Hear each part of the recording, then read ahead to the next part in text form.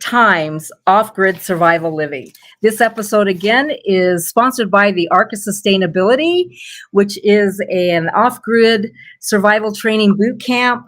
The purpose of that is to create highly trained, educate people so that they can go into the world and be an asset in the time of peace and in the time of trouble. We know that things are changing a lot in this world today, and to be better equipped is where you really want to be, and we are here to serve you. So the Arc of Sustainability is coming on July 25th through the 30th in 2023. You don't want to miss it. Mark your calendars, make your reservations, go to thearcofsustainability.com and sign up. Look at the lineup. It's quite incredible, and we do look forward to serving you. Our guest today is Michael DiMartino. Welcome, Michael. Great. Thank you so much. It's great to be here. And again, a great deal of appreciation for this time with you and for the incredible work that you're doing at such a pivotal and transitional time on the planet. Awesome. Well, Michael, he is an interfaith minister, an international speaker, and a musician.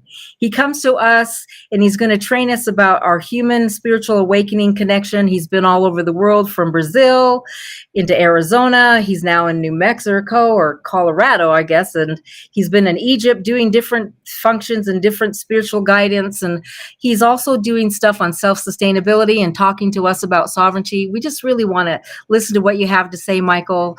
It's all yours. Take it away. Great. Again, thank you so much for the work that you're doing. And I want to welcome everyone. And typically when I do interviews like this, I just want to take a quick moment where people can relax, take a deep breath, and really fully be present in the moment, because a lot of what is going to be communicated does come through the quantum field and through divine inspiration. And I really want to be able to share stuff that will not only inspire people, but give them really insights and also practical tools that they can apply in their own journey.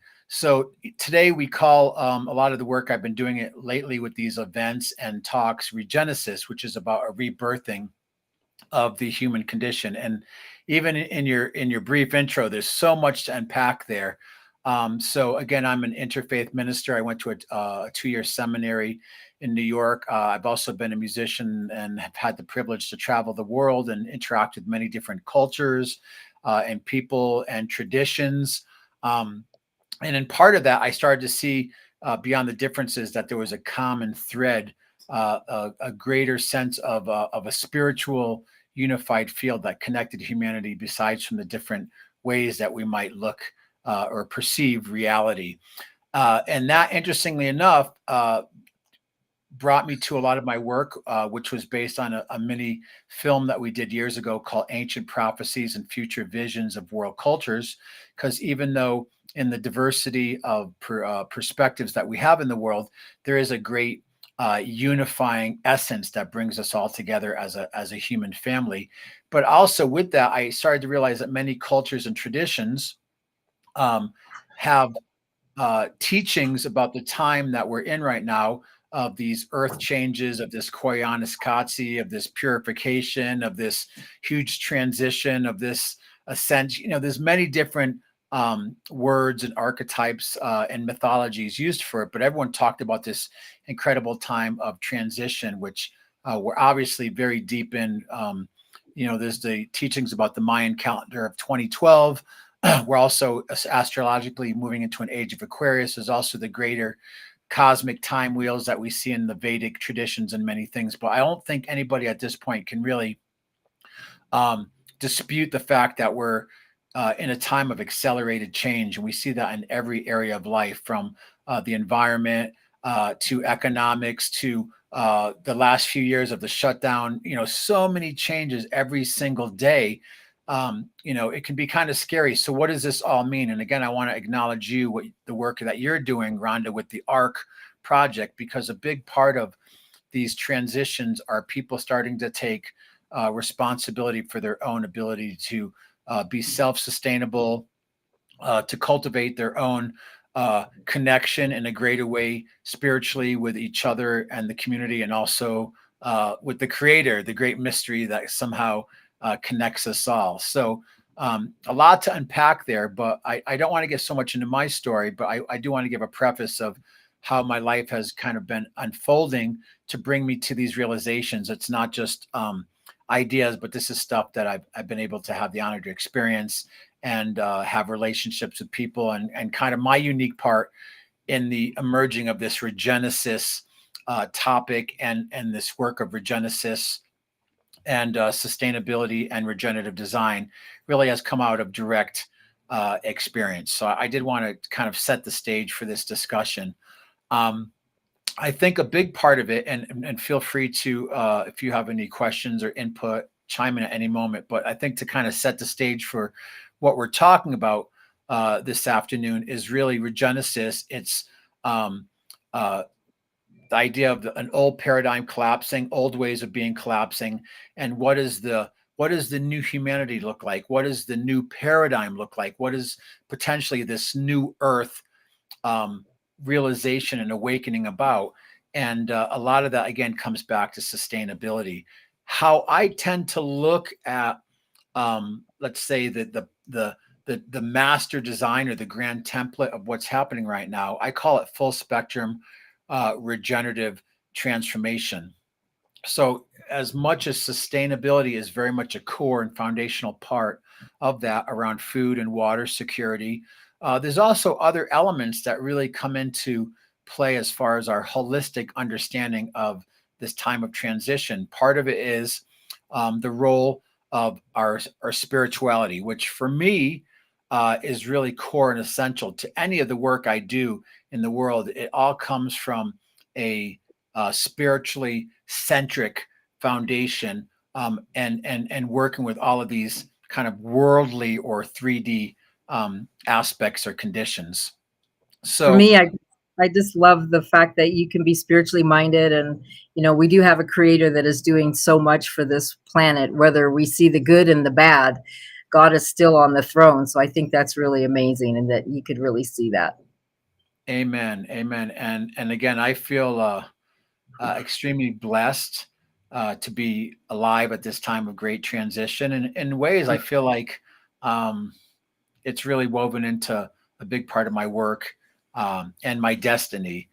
As many of us, as we recalibrate our awareness, we're starting to say, like, well, this is the old me and this is the new me. And how do I respond to the world and what's happening? And a lot of people are having extremely profound awakenings or changings of lifestyle or jobs and all of these things, again, which are all symptoms of this bigger, really spiritually centric condition and awakening and transformation that's happening on the planet. You know, So you talk about the sustainability. Can you dive a little deeper into that? What you're doing there in Colorado and how you're doing? It's not just Colorado. Aren't you in another country doing something as well? Even though I call mine the ARC, ARK, you call yours the ARC, ARC. Can you explain a little bit absolutely. more of that? Well, it's again part of our spiritual connection and the messages and information that we've got is to build these arcs. So you are our ARK, we are ARC. We're called the Academy for Regenerative Culture, but it's very much setting up a land base that's self-sustainable around food and water security, regenerative agriculture, green and renewable energies, having people educated about everything from spiritual development to how to enrich in the quality of their life through the arts, looking at alternative economic models, but also renewable energy and how all these pieces can come together, not only to give us a better quality of life, but actually potentially sustain us and help us survive through a lot of the collapsing that we see happening so pertinently right now on the planet. So we're the Academy for Regenerative Culture because a big as an interfaith minister with a spiritually centric ethos is service. How can we educate people? How can we help inspire and awaken people? So we're not just tucked in the mountains doing our own thing and storing food and doing stuff so we can survive. We're trying to do raise awareness, but at the same time provide for a small community of people who are working together in community to help support each other through these times, because fellowship is such an important piece right now. And I know in this day and age, there's so much alienation that people can have. So with the academy here, there's definitely a land-based, small, sustainable community element. There's also a 40-acre element where we're going to be doing programs and workshops, classes. Part of that is also a showroom, because as people wake up, we want to provide them solutions and alternatives to what doesn't work, or to the old paradigm and to the old models that we've been dependent upon in the past. I mean, one of the biggest ones is agriculture, growing our own healthy food, doing it in a sustainable way, in a harmonious relationship to the earth and nature, not being aware enough to realize we don't have to use pesticides and chemicals. We can do regenerative gardening. We can work with biochar and the mycelial network. We can restore soil. And how do we actualize the potentiality of our own food security, but educate people not to depend on, I mean, even over the last few years, our dependence on the food supply and shipping supply has hugely been effective. And so again, a lot of this is about, and this is, we're going to get eventually to the sovereign piece, is how do we transition from maybe being in a culture that has been so hyper dependent on a system that's very void of spiritual principles, let's say. And I don't say that about any direct thing. And where, you know, capitalism reigns supreme, and the idea is competition, right? Not collaboration. It's like the old Darwinian model, strongest of the survival of the strongest. Well, it's not survival of the strongest. And actually, if we look towards nature and towards spiritual teachings, it's actually survival of the most collaborative. So, so with the land, we are going to be a showroom. And again, there's so many parallels to what you're doing. And again, incredible appreciation. I look forward to visiting you. But, you know, giving people options of types of housing, non-toxic construction, how to do water purification, how to, you know, some basic survival skills, how to do things like also grow their own food, how to do food fermentation, food dehydration, you know, being able to, you know, have all of your needs met through your community and your efforts, as opposed to counting on a system that, you know, aspects of it are definitely crumbling. And we'll see how the next few years of that plays out. I mean, even with, you know, the economy having impact right now through what's happening with banks, what's happening with crypto and all these things. So again, I want to kind of get into the meat of the solutions and things right now, because I know more than just talking or kind of pontificating philosophically or spiritually. I really want to give people some inspirational tools that they can use in their own life and their own journey with a very short time that we have together. And that really starts with sovereignty, realizing our connection to our creator and taking responsibility for the self, working within a community. And that also has many other aspects and ramifications to it. Very good. So tell us a little bit more about that. Okay. So again, I do want to, you know, mention in this area, there's definitely a lot of people in Southern Colorado who are definitely preppers, are definitely moving towards a more sustainable way of living. And, you know, as you know, Rhonda, we've had this word sustainability around for probably 50, 60 years right now.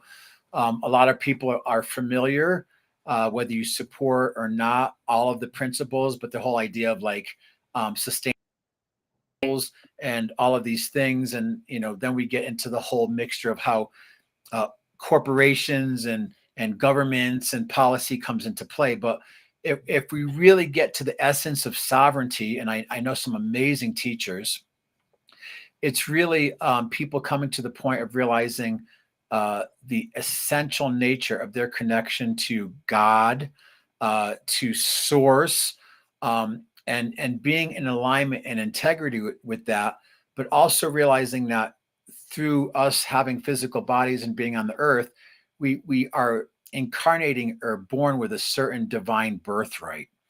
And unfortunately, in many governments and countries of the world, people don't have the luxury as maybe as many freedoms as we have here in the United States. So sovereignty is really at its essence realizing our truest spiritual nature, and from there also realizing that there's certain parts of what I would call like the 3D control matrix that has tentacles in aspects of our life that we may or may not agree with or even be aware with. I know over the last few years, there's been a huge movement towards constitutional assemblies and people really learning about their rights as far as, being a human being on the planet at this time.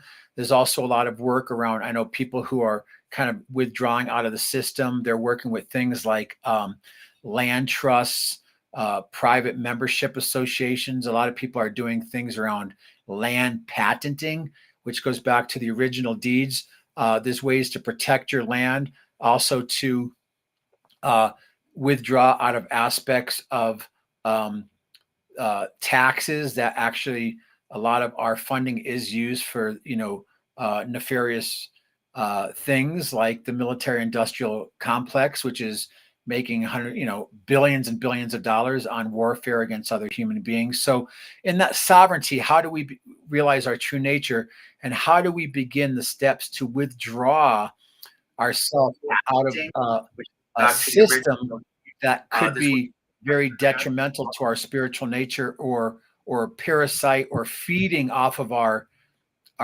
life force and the work that we're doing, using us more as a way of generating profit and as a commodity than as an actual spiritual being imbued with the qualities of our Creator. Awesome. You are amazing. You're full of knowledge. You give back. You're building and creating an environment that is going to be beneficial to your fellow man, as we are as well, and training people. And don't you have, not just here in the US, but you're doing something in another country or somewhere else, aren't you? Not just in Colorado. Where else are you got your little tentacles out doing stuff with? Thank you for asking. And I will say this again, with huge acknowledgement to what you're doing with the Arc of Sustainability. Recently, I was in Costa Rica, which is an extremely fertile environment, lots of water security. It's tropical. And they have this ethos of what they, it's like pura vida, pure life in Costa Rica. Well, as anywhere in the world, they have their own issues and problems. So on my recent visit, I met with people there that have a large thousands of acres of property, and are looking to do an interesting legacy level project. So, and again, this is very much reflective again to the work that you're doing. I said, well, one of the things we're doing in Colorado, in Crestone area, is we're creating a small sustainable community as a living template of sustainability, but we're also starting an education center, very much like you, to try to bring people in.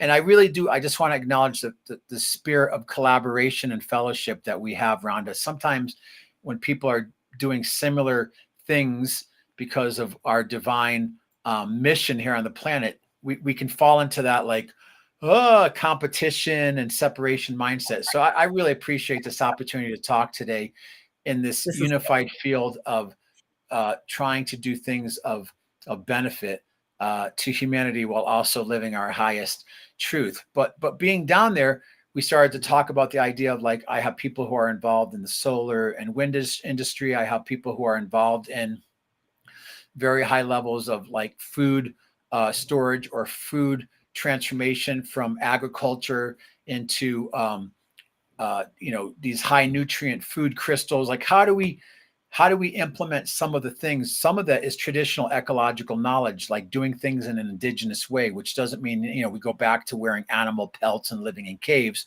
but there's a certain indigenous knowledge and traditional knowledge of people who've been on the planet for thousands of years that makes a lot of sense, like a burned fire management of forests. And we can see in California, where I used to live, huge issues, how to do groundwater regeneration. So there's a whole amazing body of work and sciences around that.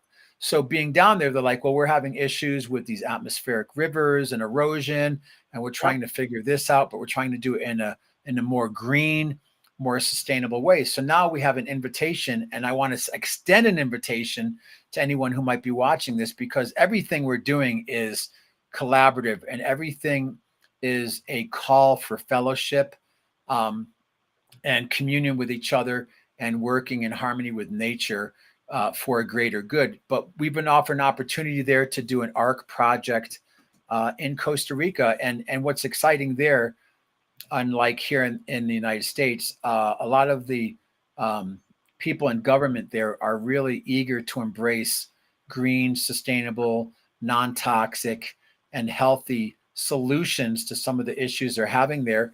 And, you know, in our discussions, we kind of laughed about creating like a global, and I say this term loosely because there's many facets, a global United Nations of sustainability, like a world learning center. And as you know, connecting into people like what you're doing, Rhonda, and other parts of the world that have living templates to inspire people where they can go and learn more about living in, you know, in harmony with nature and each other. So that's really exciting. That project is developing quickly, but as you know, we're here in Colorado securing this 40 acres to get, you know, our physical and symbolic cornerstone set in this incredible, sacred, and important work that we're all involved in. You know, I look at it as the farther that we go into the future, the farther the back in time we are. And it's because of what's going on in the world today, Michael. When you look at what's happening with the shortages of food supplies or shortages of supplies, period, and how things are getting just so wonky now on Earth's history. I mean, it's worldwide, it's completely everywhere, and we are all affected by it. Everyone is affected by it. And there's so much going on in this world, and people have been reprogrammed to be on devices instead of being in a garden or being out in nature, or learning how to sew, or just any food, anything, you know, that our parents and grandparents did because they had to, because that's the way life was. And now that knowledge is going to the grave with these people. And as we move forward in the future, we're kind of going back in time because we have to learn how to be sustainable all over again. I'm just grateful and thankful I grew up on a farm and that we had those at our fingertips. We always wanted to be in the city. We wanted to be at the pool. We wanted to go skating. We wanted to do all this stuff as kids. But we lived on a farm, and we learned about farm husbandry with the animals, and we learned how to garden. All those things that I learned as a child, I am able to take today and put it into our future and train people. And as you, with the inspiration that you've been given from our Lord, just like myself, we have a job to do for humanity, and we are doing just that. And it's beyond to be how people, they shun that off when it's like it's a necessity now. We can't just throw it all away and pretend the system's going to save us, because the system is failing us. And so as you're doing what you're doing, which I commend you for, and what we're doing at the Arc of Sustainability, is we're both doing the same thing. We're training people. We're giving people the opportunity to come to us and learn. I mean, I've got a lineup of speakers that are incredible that have all said, yes, I'll come and speak at your event. And they're offering these wonderful opportunities to give that hands-on interactive work. Like in yours, you're getting the training to do hands-on as well. People need to grab that opportunity. They need to say yes and get off their devices, come to nature and do something different so that they can get in touch with the Lord and get in touch with themselves and find out what they are or are not missing in their lives, so they can be an asset instead of be the problem. We're trying to create problem solvers, not people that are going to be stuck in the problem and be part of the masses. I mean, we're looking for those special people to come out from wherever they are and learn. And you're offering the same, and not just in America, but also in Costa Rica. I'm doing it here in Arizona. You're in Colorado. People really need to get off the couch, get off the Netflix, get off their devices, and do something Yes. to fellow men, because otherwise it's just the same old, and it's going down the tubes. We're on a train that's going crazily fast. And It's not going back to where it was. It's never going to go back. We're going backwards in time, but we're not going back to the slough life that we've had for decades. It's changed. And I really commend you for what you've done. Thank you. And we've been blessed here in the States. I watch what's happening on the news around the world, and so many people in famine and drought and starvation and disease. So, in some way, this new country, which is, not new because indigenous people were here of 200 years, we have this opportunity. I kind of call it the phoenix rising from the ashes. We have so many different traditions of people here, and we have such a place of privilege, that you're absolutely right that we have to step into our sovereign awakening to be able to implement the divine plan, and whatever that might be. At one part of my life, I was a musician. I traveled around the world and inspired people through music. And it wasn't just I was in a band. Everything I did was participatory with people. It had a message. It was about inspiring people, so that, they left with something more than they came. Because a lot of the teachers I've had, it says, what is the greatest, Michael, what is the greatest institution of social change? And it's not this, it's our heart. Because if someone's heart can be touched and people get inspired, then they can begin to Yes. change, especially when we live in a culture, in a generation where there's so much information bombardment. I mean, even the film that just won all the Oscars, Everything, Everywhere, All at Once, Always, it's just like there's this constant bombardment, and it does take a level of waking up and being discerning to cut through all of the distractions of the world, of the worldliness of the world, in the world, not of the world, to be Yes. able to do this great work. Many called, few chosen. And we see a lot of people.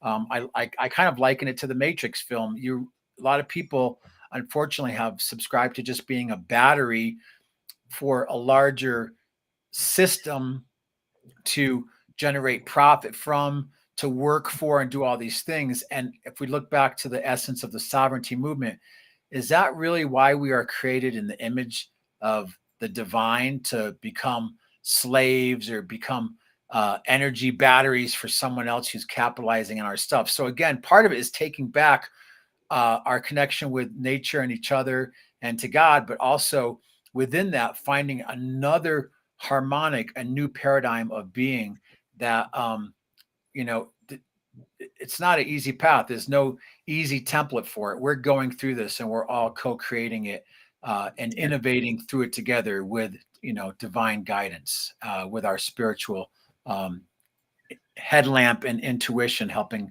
us get to whatever people want to call it, the new earth, New Jerusalem. I mean, there's many words, again, in traditions all over the world. The Hopi, who are my neighbors out here, call it the fifth world. Like, we're going to another world, and the last world was destroyed by floods. And again, every culture in the world has stories about, like, as we know, Noah and the ark of Yeah. people fell away from the grace, and were treating people very poorly, and there was a lot of issues with the human condition. And in some way, it's like, okay, we have to kind of clean things up, and we'll start again and see what they do this time. So in a lot of these Hopi teachings, which again parallel to a lot of other teachings, they call it the earth changes, where all the elements, earth, water, fire, and air, right now are going to crescendo and basically compress humanity like a piece of coal. Hopefully out of that will pop out as uh, enlightened diamonds to live in a different way. But in that, there's going to be a lot of chaos and destruction. I mean, I worked for years in California talking about water security, and what's happening there with mega drought, mega fire, mega flood, mega collapsing of infrastructure. And now 5 years later, as I watch the news every day, it's exactly what I'm seeing. But a lot of people were too busy to, get the message. It's like, how many people knew what Noah knew before the first drop of rain fell? So it's kind of, again, from the past to the future, we're working with these amazing archetypes and cycles of things. And like, again, the work that you're doing and we're all doing, we're trying to find a much better and healthier spiritual centric way of being in the world, in the blessing of being here on the planet incarnate, and fulfilling our divine birthright, not just being a commodity, but really living the highest quality of life. I agree. You have had so much to give to us. I just appreciate you. I look forward to you coming to the ranch. You should come in July and see what we're all about as we get ready for our next event. And I look forward to meeting you in person. This has been a great um, podcast today on Regenesis. Michael, you've done a fantastic job. I appreciate you. And I thank you for coming and giving us the wisdom you've given us.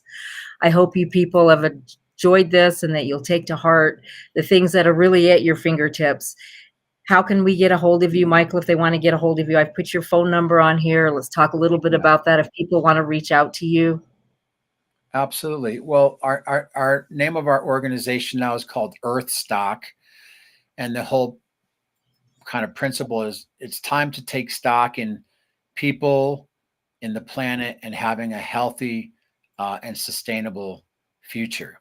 So people Right? can go to Earthstock Enterprises Okay. at gmail.com, and that's with a S, ENTERPRISES at gmail.com. And if you Okay. put in the subject line, it helps me just mention the podcast and sustainable work. You can also call Perfect. me at 530-362-8264. And before we finish, really quick, I know we're at the end. I do want to say, everybody has skin in the game. There's the potentiality for every single individual Right. to be part of midwifing this great regenesis, this great rebirthing, this great awakening, this great transformation that's happening on the planet right now. And part of that is because when we look at things holistically, what I call full spectrum regenerative design, everybody has a role. If you're an artist or a musician, I mean, what's amazing is this art behind me has been created by a friend of mine. She does amazing spiritual iconography that people are inspired by. So arts and culture is a part of that. Uh, Agriculture, food security, water security is definitely an Mhm. important part of it, and also economics. What happens if the petrodollar collapses, and Brazil, Russia, India, and China pull out of the petrodollar, the U.S. dollar crashes? How do we relate to each other with energy equity and our social capital, not just the fiat dollar? And the idea of media, like what you're doing right now, independent media, where people are given a platform to have their unique voice be heard. So all of these things have to work symbiotically together as we enter into this really new design, this new template, this new humanity, this new paradigm, this new earth, um, consciousness and reality. So everyone has a role to play. You are here at this time for a divine reason, and through your own sovereignty and coming into your place of self realization and connection with spirit and with God, and you become more aware of that, you will find your divine contribution of what you can offer to this great uh, zeitgeist, to this great transformational time on earth. So I want to again just inspire you to I know a lot of people are dealing with alienation right now and depression. It's been a very challenging 3 or 4 years on the planet. There might even be more challenges coming, but to arise up to your highest sense of spiritual awakeness and realize that you are a part of the divine plan on earth at this time. That's great wisdom. Thank you so much, Michael. If you'd like to reach out to him, you can call him at 530-362-8264. It's flashing across the screen. And again, Earthstock Enterprises at gmail.com. Thank you so much for being on this podcast today, Regenesis. You've been an inspiration to many, many people, and we totally appreciate you. Thank Thank you you so now. much. And blessings to you for your event coming up. And if people watch this and they're in the California Bay Area, March 14th, 15th, and 16th, we will be at the New Living Expo and doing a Regenesis panel on Sunday. But again, Rhonda, thank you for the work that you're doing and your inspiration and this spirit of collaboration. And you are an inspiration. You are definitely at the cutting edge of this great rebirthing. with it. So thank you for all Thank you do. you. Thank you for what you do as well. You've been great. Thank you. God bless.